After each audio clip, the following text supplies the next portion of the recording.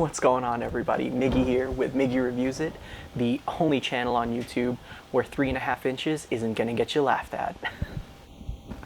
So today we're gonna be talking about the Para3 bog standard S30V and the black G10 handles. So we all really kind of know all the specs there are to know about this particular knife.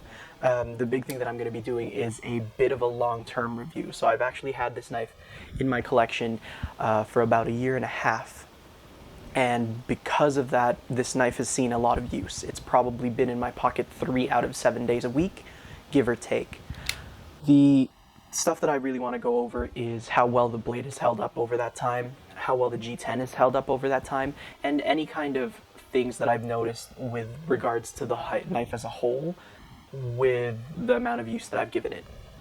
So starting off with the blade and the wear resistance of the blade, I've found that the blade is able to maintain a pretty sharp edge overall. I've also found that it is very corrosion resistant. So up here in Canada, we get a lot of snow. They use salt to melt all the ice on the road, so it does get salty. These knives do get pretty salty during the winter time, and then during the summertime, it's just hot and I get sweaty. They get, covered in sweat in my pocket, and I can say that D2 steels have definitely corroded in my pocket a little bit. So the nice thing here is that there has been no corrosion on the blade whatsoever. Underneath the blade right here in the scale, there hasn't been any corrosion either, so that's been fantastic. The only problem I really have, well, there's two.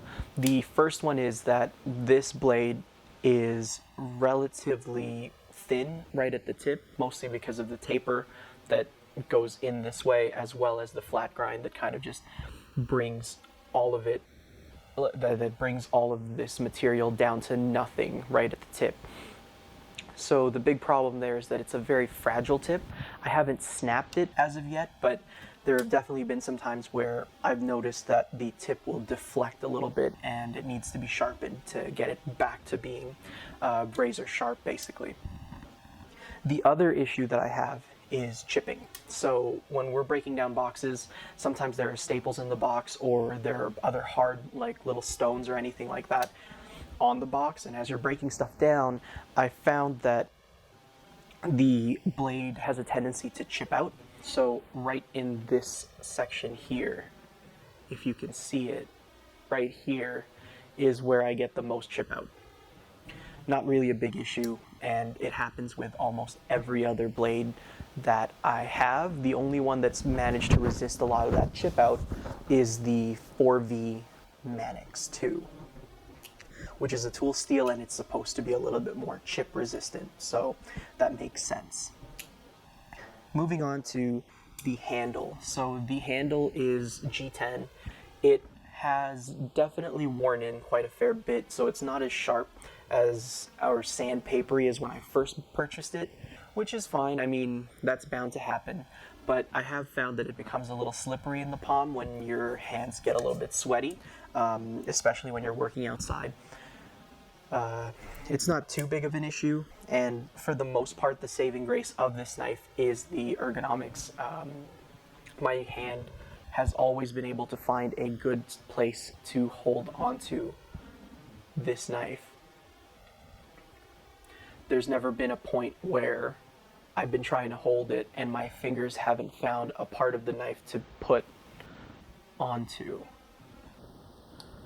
So that's been fantastic. Again, this knife has great ergos. The clip here has a little curve right there that matches up perfectly with my hand. I know it's different for everybody. It matches perfectly with my middle finger, so no hot spots. Moving on to hot spots, there's nothing really on this knife that jumps out as a pain point, and the fact that all of the G10 is filleted or chamfered so that there's no hard edges there. Even on the inside portion of the blade, there are no hard edges, no hard corners. And then on the back of the blade too, there's nothing there that would lead me to think that they didn't do something with that. They definitely thought about it. They broke those corners so that it's not got any hard or sharp edges other than the blade edge, essentially. The jimping here is also soft. It's not very aggressive, which is nice.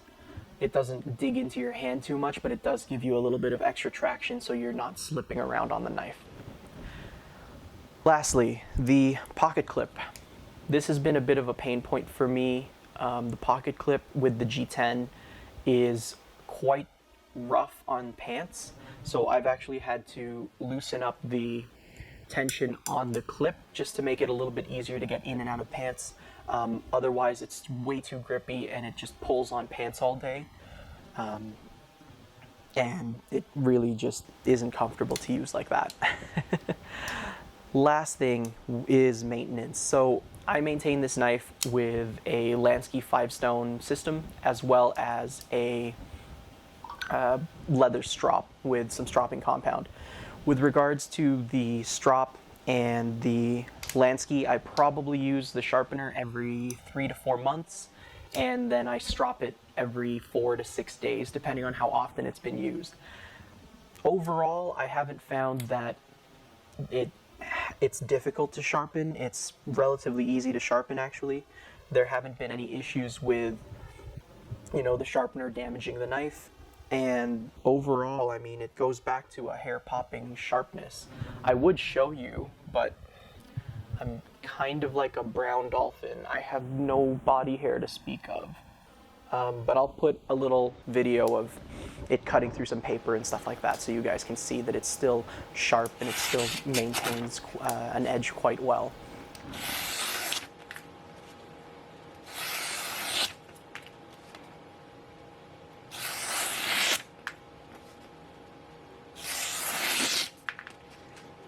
Last thing is a little bit of a laziness part on my part. If you're going to put a lanyard on it, make it a little bit shorter, just because it does have a tendency to snag here and there. Not a big issue for anyone who doesn't use a lanyard, but it is for me. In conclusion though, this is a great knife for EDC. I'm probably the closest line of work that you can put me in would be as an electrician. I, run lines, I do a lot of construction adjacent stuff, and this knife has worked perfect for that, stripping lines, cutting down boxes, opening boxes of equipment, all kinds of things like that. It has never given up on me, it's never stopped working. I mean, why would it, right? It's in relatively mild use. So it's definitely on my recommend list for anyone who's looking for a blade that's sub 3 inches, relatively small package, but packs a lot of punch. So this is my Para3, but I'm actually giving away a brand new Para3 on my Instagram page, so I'll put a link to that down in the description, and you guys should definitely join. I mean, it's a great knife, and if you can get it for free, why not, right? Anyway, that's been all. Hope you guys have a good one. Peace.